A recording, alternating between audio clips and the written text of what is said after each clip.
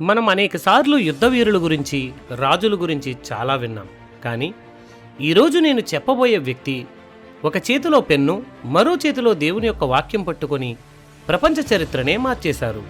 ఈ వీడియో ముగిసేసరికి మీ చేతిలో ఉన్నటువంటి బైబిల్ వెనక ఎంతటి రక్త చరిత్ర ఉందో, అది మీ భాషలోనికి రావడానికి ఒక వ్యక్తి తన ప్రాణాన్ని ఎలా బలిచ్చారో తెలుసుకొని మీరు ఆశ్చర్యపోతారు. మీకు ఎప్పుడైనా ఇలా అనిపించిందా? మనం ఈరోజు బైబిల్ ఓపెన్ చేయగానే మన మాతృభాషలో చాలా స్పష్టంగా వాక్యాలు కనిపిస్తున్నాయి.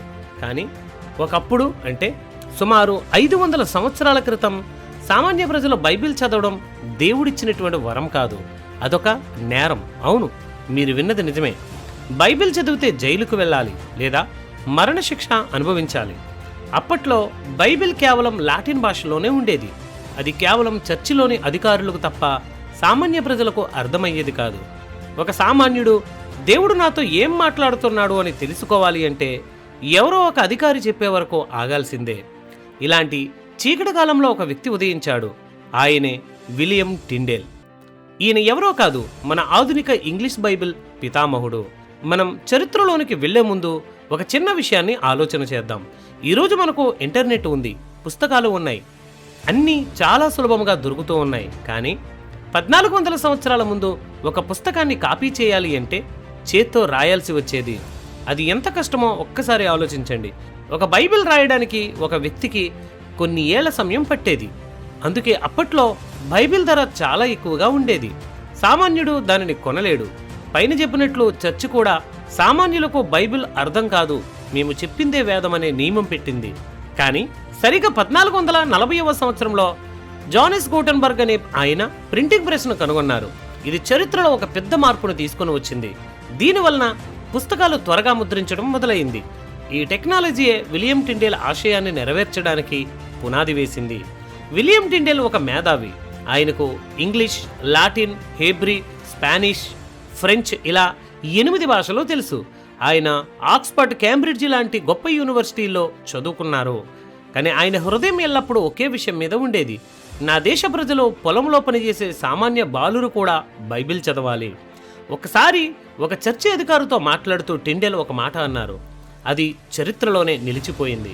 ఆయన ఏమన్నారు అంటే, నువ్వు ఎన్ని చట్టాలు చేసినా సరే, దేవుడు నా ప్రాణాన్ని కాపాడితే కొద్ది కాలంలోనే నీకంటే ఎక్కువగా పొలం దున్నే బాలుడికి బైబిల్ తెలిసేలా నేను చేస్తాను అని సవాలు విసిరాడు. చూసారా ఎంతటి ధైర్యమో! అప్పట్లో చర్చికి వ్యతిరేకంగా మాట్లాడడం అంటే ప్రాణాలతో చెలగాటమాడమే. టిండేల్ తన పనిని 1520 సంవత్సరంలో ప్రారంభించారు. అయితే అప్పట్లో ఇంగ్లాండ్ రాజు హెన్రీ VIII మరియు చర్చి అధికారులు దీన్ని అస్సలు ఒప్పుకోలేదు. టిండేల్ ఇంగ్లాండ్లో ఉంటే తన పని పూర్తి చేయలేరని అర్థం చేసుకుని ప్రాణాలకు తెగించి జర్మనీకి పారిపోయారు. అక్కడే రహస్యంగా ఉంటూ ఒరిజినల్ గ్రీక్ మరియు హెబ్రూ భాషల నుండి ఇంగ్లీష్ బైబిల్ను అనువదించడం మొదలుపెట్టారు. 1526వ సంవత్సరం నాటికి ఆయన క్రొత్త నిబంధన ముద్రణ పూర్తి చేశారు. ఆ కాపీలను రహస్యంగా ఇంగ్లాండ్లోనికి తరలించేవారు. రాజు, అధికారులు ఆ బైబిల్ కాపీలను పట్టుకొని తగులుబెట్టేసేవారు. కానీ టిండేల్ ఆగే రకం కాదు. తగులుబెట్టిన ప్రతి కాపీ స్థానంలో మరో 2 కాపీలు వచ్చేలా ఆయన ప్రణాళిక వేసేవారు. నిజానికి టిండేల్ బైబిల్ను అనువదించేటప్పుడు ఒక పెద్ద సమస్య ఎదురైంది. అదేంటంటే, అప్పట్లో ఇంగ్లీష్ భాషలో దైవికమైనటువంటి మర్మాలను వివరించడానికి సరిపడ పదాలు లేవు. గ్రీకు మరియు హెబ్రూ భాషల్లో ఉన్నటువంటి లోతైనటువంటి అర్థాలను ఇంగ్లీష్లోనికి తేవడానికి టిండేల్ స్వయంగా కొత్త పదాలను కనిపెట్టాల్సి వచ్చింది. ఇది ఎంతటి అద్భుతమైన విషయమో తెలుసా? ఒక మనిషి ఒక భాషనే రీడిజైన్ చేశారు. ఉదాహరణకు అటోన్మెంట్ అనేటువంటి పదాన్ని తీసుకుందాం. ఈరోజు ప్రపంచవ్యాప్తంగా క్రైస్తవులు వాడే అత్యంత ముఖ్యమైనటువంటి పదం ఇది. దీనికి తెలుగులో ప్రాయశ్చిత్తమని అర్థం చెప్పుకుంటాం. కానీ టిండేల్ ఈ పదాన్ని ఎలా సృష్టించాడో తెలుసా? ఎట్ వన్ మెంట్ అంటే దేవుడు మరియు మనిషి ఒకటిగా చేయడం. ఎట్ వన్ అనేటువంటి అర్థం వచ్చేలా ఆయన ఈ పదాన్ని కలిపి రూపొందించారు. అంటే పాపం వలన విడిపోయిన మనిషిని దేవుణ్ణి క్రీస్తు బలియాగం ద్వారా మళ్ళీ ఒకటిగా చేయడమే ఈ పదం వెనుక ఉన్నటువంటి మర్మము. ఎంత గొప్ప ఆలోచన కదా! అలాగే పాస్ ఓవర్. ఈ పాస్ ఓవర్ అనేటువంటి పదం పాత నిబంధనలో ఇశ్రాయేలులు ఐగుప్తు నుండి బయటపడినప్పుడు జరుపుకున్న పండుగ ఇది. హెబ్రీ భాషలో దీనికి పెసాక్ అంటారు. దీన్ని ఇంగ్లీష్లోనికి తేవడానికి టిండేల్ చాలా ఆలోచించి మరణదూత ఇజ్రాయేలుల ఇళ్లను దాటి వెళ్లడం అని అర్థం వచ్చేలా పాస్ ఓవర్ అనే 2 పదాలను కలిపి పాస్ ఓవర్ అనగా పస్కా అని పిలిచారు. ఈరోజు ప్రపంచమంతా ఆ పదాన్నే వాడుతూ ఉంది. ఇక స్కేప్ గోట్, బలి పశువు. ఈ బలి పశువు అనేటువంటి పదం గురించి మనం చెప్పుకోవాలి. లేవీకాండం 16వ అధ్యాయంలో ప్రజల పాపాలను మోసుకుంటూ అరణ్యములోనికి వెళ్ళేటువంటి మేక గురించి ఉంటుంది. దీనిని వివరించడానికి టిండేల్ సృష్టించినటువంటి పదమే ఇది. ఈరోజు మనం ఎవరైనా ఒకరు చేయని తప్పుకు శిక్ష అనుభవిస్తూ ఉంటే వారిని బలిపశువుని చేశారు అని వాడుతూ ఉంటాం కదా. ఆ సామెతకు మూలం టిండేల్ బైబిల్ యొక్క అనువాదమే. టిండేల్ కేవలం మతపరమైనటువంటి పదాలనే కాదు, మనం నిత్యం వాడేటువంటి సాధారణ పదాలను కూడా సృష్టించారు. ఉదాహరణకు బ్యూటిఫుల్, ఫిషర్మ్యాన్, పీస్ మేకర్ వంటి అనేకమైనటువంటి ఇంగ్లీష్ పదాలను విలియం టిండేల్ తన బైబిల్ అనువాదాల్లో ప్రాచుర్యంలోనికి తెచ్చాడు. వాటిలో కొన్ని పదాలను ఆయన రూపొందించాడని కూడా భాషా చరిత్రకారులు భావిస్తున్నారు. ఇక సామెతల విషయానికి వస్తే టిండేల్ అనువాదంలో అనేకమైనటువంటి పదబంధాలు ఇంగ్లీష్ భాషలో భాగమైపోయాయి. Blind lead the blind, the spirit is willing but the flesh is weak, fight the good fight వంటి ప్రసిద్ధ వాక్యాలు ఆయన అనువాదం ద్వారా ప్రజల్లోనికి విస్తృతంగా ప్రాచుర్యం పొందాయి. ఆయన భాషలో ఒక ప్రత్యేకమైనటువంటి లయ, సరళత, శక్తి ఉండేది. అందుకే ఆ మాటలు శతాబ్దాల తర్వాత కూడా పాఠకుల మనసులను తాకుతూనే ఉన్నాయి. మనం ఈరోజు కింగ్ జేమ్స్ వెర్షన్ను మనం చూస్తున్నాం. ఇది ప్రపంచంలోనే అత్యంత ప్రామాణికమైనటువంటి అనువాదంగా భావిస్తాం. కానీ అసలు నిజం ఏమిటంటే 1611లో కింగ్ జేమ్స్ వెర్షన్ బైబిల్ను రూపొందించిన 47 మంది పండితులు క్రొత్తగా ఏమీ కనిపెట్టలేదు. వాళ్ళు టిండేల్ అనువాదాన్నే ప్రాతిపదికంగా తీసుకున్నారు. పరిశోధనల ప్రకారం కేజేవి కొత్త నిబంధనలో 83% పదాలు టిండేల్ రాసినవే. అలాగే పాత నిబంధనలో ఆయన అనువదించిన భాగాల్లో 76% పదాలు టిండేల్ సృష్టించినవే. అంటే విలియం టిండేల్ ఒక భవనానికి పునాది వేస్తే మిగతా పండితులు కేవలం దానికి రంగులు వేశారన్నమాట. టిండేల్ పడినటువంటి ఆరాటం ఎంత గొప్పదంటే ఆయన కేవలం గ్రీకు నుండి ఇంగ్లీష్లోనికి అనువదించలేదు, ఆ గ్రీకు పదంలోని ఆత్మను ఇంగ్లీష్లోనికి తెచ్చారు. ఉదాహరణకు చర్చి అధికారులు అంటే పెనాన్స్, ప్రాయశ్చిత్త క్రియలు అని వాడమంటే టిండేల్ రిపెంట్ అని వాడేవారు. ఎందుకంటే మనిషి చేసే పనుల వల్ల కాకుండా మనసు మారడం వలన రక్షణ వస్తుందని ఆయన బలంగా నమ్మేవారు. దీనివల్ల ఆయన మీద అధికారులకు అంత కోపం వచ్చింది. జైలులో ఉన్నప్పటికీ టిండేల్ తన అధ్యయనాన్ని ఆపలేదు. తనకు వెలుతురు, ఒక హిబ్రూ బైబిల్, వ్యాకరణ పుస్తకాలు, నిఘంటువులు ఇవ్వమని అధికారులను కోరాడు. దేవుడి వాక్యాన్ని ప్రజలకు మరింత ఖచ్చితంగా అందించాలనే ఆయన తపన చివరి వరకు తగ్గలేదు. ఈరోజు మనం దేవుని వాక్యాన్ని చదువుతున్నప్పుడు నేను పాపిని, యేసుక్రీస్తు వారు నా ప్రాయశ్చిత్తం అంటే అటోన్మెంట్ అని అనుకున్నప్పుడు ఆ పదం మన వరకు రావడానికి టిండేల్ సజీవ దహనం కావలసి వచ్చిందని గుర్తుంచుకోవాలి. టిండేల్ కేవలం ఒక అనువాదకుడు కాదు, ఆయన ఒక భాషాకర్త, ఆత్మీయ విప్లవకారుడు. ఆయన ప్రభావం ఎంతటిదంటే అప్పట్లో ప్రజలు టిండేల్ బైబిల్ను రహస్యంగా చదువుతూ దానిలోని వాక్యాలను కంఠస్థం చేసేవారు. పిల్లలకు టిండేల్ బైబిల్లోని కథలను చెబుతూ పెంచేవారు. ఆ విధంగా ఒక తరం మొత్తం దేవుని వాక్యపు వెలుగులో పెరిగింది. టిండేల్ చేసిన పని వలన ఇంగ్లాండ్ దేశం మొత్తం ఆత్మీయంగా మేల్కొంది. మీరు గమనించారా దేవుడు ఒక మనిషిని ఎలా వాడుకుంటాడో? టిండేల్ అనే ఒక సామాన్యమైన వ్యక్తిని తీసుకొని ఆయన ద్వారా ఒక భాషను మార్చి ఆ భాష ద్వారా ప్రపంచానికి తన వాక్యాన్ని అందించారు. విలియం టిండేల్ మరణం ఎంత బాధాకరమైనదో మనం చాలాసార్లు వినే ఉంటాము. హెన్రీ ఫిలిప్స్ అనే వ్యక్తి స్నేహితుడిలా నటించి ఆయనను అధికారులకు పట్టించాడు. దీంతో 1535వ సంవత్సరంలో టిండేల్ అరెస్ట్ అయి దాదాపు 16 నెలలు జైల్లోనే ఉన్నారు. 1536 అక్టోబర్ 6వ తేదీన ఆయనకు మరణశిక్షను అమలు చేశారు. ముందుగా గొంతు నులిమి చంపి తర్వాత ఆయన శరీరాన్ని తగులబెట్టారు. చనిపోయే ముందు కూడా ఆయన తన శత్రువులను శపించలేదు. బదులుగా ప్రభువా, ఇంగ్లాండు రాజు యొక్క కళ్ళు తెరిపించు అని ప్రార్థన చేశాడు. ఆయన మరణించిన కొద్ది కాలానికే ఇంగ్లీష్ బైబిల్కు అధికారిక గుర్తింపు రావడం టిండేల్ కృషికి ఒక గొప్ప ఫలితంగా నిలిచింది. టిండేల్ చనిపోయిన కేవలం 2-3 ఏళ్లలోనే ఇంగ్లాండు రాజు హెన్రీ VIII యొక్క ఆలోచన పూర్తిగా మారిపోయింది. అప్పటి వరకు ఇంగ్లీష్ బైబిల్ చదివితే శిక్షలు వేసే అదే రాజు 1538లో ఒక అధికారిక చట్టం తెచ్చారు. అదేంటంటే ఇంగ్లాండ్లోని ప్రతి చర్చిలోనూ తప్పనిసరిగా ఒక పెద్ద ఇంగ్లీష్ బైబిల్ ఉండాలి.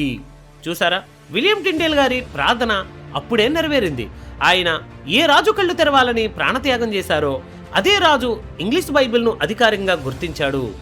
అప్పుడు వచ్చినటువంటి బైబిల్నే ద గ్రేట్ బైబిల్ అని పిలిచేవారు. ఆశ్చర్యకరమైనటువంటి విషయం ఏమిటంటే ఆ బైబిల్లో ఉన్నది అచ్చం విలియం టిండేల్ గారు అనువదించినటువంటి వాక్యాలే. టిండేల్ గారు పేరు పెడితే పెద్ద గొడవ అవుతుందని అప్పుడు ఆయన శిష్యుడైనటువంటి మైల్స్ కవరడేల్ పేరు మీద దానిని ముద్రించారు. అంటే ఒకప్పుడు టిండేల్ బైబిల్ను పట్టుకొని తగలబెట్టిన అదే ఇంగ్లాండ్ వీధుల్లో ఇప్పుడు అదే బైబిల్ సగర్వంగా రాజముద్రతో చర్చిలో అందరికీ అందుబాటులోనికి వచ్చింది. ప్రజలు గుంపులు గుంపులుగా చర్చిలకు వెళ్ళి దేవుని వాక్యాన్ని తమ సొంత భాషలో వినేలా అతడు చేశాడు. దేవుడు టిండేల్ గారి త్యాగం కేవలం ఇంగ్లాండ్కే పరిమితం కానివ్వలేదు. అది ఒక కార్చిచ్చులా ఇతర దేశాలకు కూడా పాకింది. మొట్టమొదటిగా యూరప్ ఖండం. టిండేల్ గారి ధైర్యాన్ని చూసి ఇతర దేశాల్లో ఉన్నటువంటి భక్తులు కూడా ప్రేరణ పొందారు. జర్మనీలో మార్టిన్ లూథర్, ఇంగ్లాండ్లో టిండేల్, వీరు చేసినటువంటి అనువాదాలు ప్రజల చేతుల్లోనికి వెళ్లడంతో అంధకారంలో ఉన్నటువంటి యూరప్ వెలుగులోనికి రావడం మొదలైంది. దీనినే మనం రిఫార్మేషన్ అని అంటాం. రెండవది అమెరికా మరియు ఆస్ట్రేలియా. తర్వాత కాలంలో ఇంగ్లాండ్ నుండి ప్రజలు క్రొత్త ఖండాలకు అనగా అమెరికా వంటి దేశాలకు వెళ్ళినప్పుడు వారు తమతో పాటు టిండేల్ గారి పదాలతో కూడినటువంటి ఆ బైబిల్ను తీసుకుని వెళ్ళేవారు. అలా ఒక చిన్న గదిలో రహస్యంగా మొదలైనటువంటి అనువాదం ఖండాలు దాటి విశ్వమంతటా వ్యాపించింది. మూడవది మిషనరీల ద్వారా ప్రపంచమంతటా. 18-19వ శతాబ్దంలో మిషనరీలు మన భారతదేశం వంటి దేశాలకు వచ్చినప్పుడు కూడా వారికి ప్రధానమైనటువంటి ఆధారం ఈ ఇంగ్లీష్ బైబిలే. దాని ఆధారంగానే మన తెలుగు, తమిళం, హిందీ వంటి భాషల్లోనికి బైబిల్ అనువాదాలు జరిగాయి. అంటే ఈరోజు మన చేతిలో తెలుగు బైబిల్ ఉంది అంటే దాని వెనక ఎక్కడో ఒక చోట విలియం టిండేల్ గారి యొక్క రక్తం చెందిన శ్రమ దాగి ఉంది. ఈరోజు మన పరిస్థితి ఎలా ఉందో ఒక్కసారి ఆలోచిద్దాం. మనకు నచ్చినప్పుడు బైబిల్ తీస్తాం, ఏదో ఒక పేజీ ఓపెన్ చేసి లాటరీలాగా ఒక వాక్యం చదివేసి పక్కన పెట్టేస్తాం. ప్రతి ఒక్కరి చేతిలో, ప్రతి ఒక్కరి ఫోన్లో బైబిల్ వచ్చేసింది. మనం ఇంత స్వతంత్రంగా దేవుని యొక్క వాక్యాన్ని చదువుతున్నాము అంటే దాని వెనక విలియం టిండేల్ లాంటి ఎంతోమంది నీతిమంతుల రక్తం, త్యాగం దాగి ఉందన్న విషయం ఎప్పుడైనా గుర్తించావా? బైబిల్ ఖచ్చితంగా దేవుడు రాసిన గ్రంథమే, కానీ ఆ గ్రంథం మన భాషలోనికి రావడానికి, మన చేతుల్లోనికి చేరడానికి ఎంతోమంది దైవజనులు తమ ప్రాణాలను పణంగా పెట్టారు. మీరు చదివే ఒక్కో పేజీ, ఒక్కో లైన్, ఆఖరికి ఒక్క అక్షరం వెనుక కూడా ఎన్నో గంటల కష్టం, ఎన్నో కన్నీళ్లు, ఎంత పోరాటం దాగి ఉన్నాయి. అసలు అంత కష్టపడి ప్రాణాలకు తెగించి వారు ఈ వాక్యాన్ని మన వరకు ఎందుకు అందించాలి? వారికి వచ్చిన లాభం ఏంటి? దానికి ఒకే ఒక్క కారణం ఉంది, అది మీరు, నేను. ప్రతి ఒక్కరు కూడా సృష్టికర్త అయినటువంటి దేవుని హృదయాన్ని తెలుసుకోవాలని, నేరుగా ఆయనతో మాట్లాడాలని, సత్యాన్ని గ్రహించి రక్షణ పొందాలని వారు ఆశపడ్డారు. కానీ ఈరోజు వారి త్యాగం ఎంతమంది గుర్తిస్తున్నారు? మన కోసం వెల చెల్లించి తర్వాత తరాలకు ఈ ఆత్మీయ నిధిని అందించిన వారిని మనం ఎలా గౌరవిస్తున్నాం? దేవుడు ఈ గ్రంథాన్ని ఊరికినే ఆకాశం నుండి మన చేతుల్లోనికి పంపలేదు. వేలాది మంది ప్రాణాలు పణంగా పెట్టి పోరాడితేనే ఇది మన దాకా వచ్చింది. కాబట్టి ఇకనైనా బైబిల్ను ఏదో ఒక పుస్తకంలా చూడకండి. మీరు బైబిల్ ఓపెన్ చేసినప్పుడల్లా దానికి ఉన్న విలువను గుర్తించుకోండి. అది కేవలం చదవడం కోసం కాదు, మనల్ని మనం సరి చేసుకోవడం కోసం, దేవునితో నడవడం కోసం. మీ ఇంట్లో బైబిల్ దుమ్ముపట్టి మూలనే ఉంటే అది విలియం టిండేల్ లాంటి వీరుల త్యాగాన్ని అవమానించడమే అవుతుంది. దేవుడు మీతో మాట్లాడాలని తప్పిస్తూ ఉన్నాడు. ఆ మాటలు మీ బైబిల్లో సిద్ధంగా ఉన్నాయి. దయచేసి ప్రతిరోజు వాక్యాన్ని చదవండి, దానిని ధ్యానించండి, మీ జీవితంలో అన్వయించుకోండి. అప్పుడే వారు చేసినటువంటి త్యాగానికి ఒక అర్థం ఉంటుంది. దేవుని వాక్యపు వెలుగులో నడుస్తూ దేవుని నామాన్ని మహిమపరుద్దాం. విలియం టిండేల్ చెప్పినటువంటి కొన్ని మాటలు చూడండి. The nature of the God's word is the whose ever read it, it will begins immediately to make him every day better and better. Prayer is a longing of the heart to God. ప్రార్థన అంటే దేవుని కోసం హృదయంలో కలిగే తపన.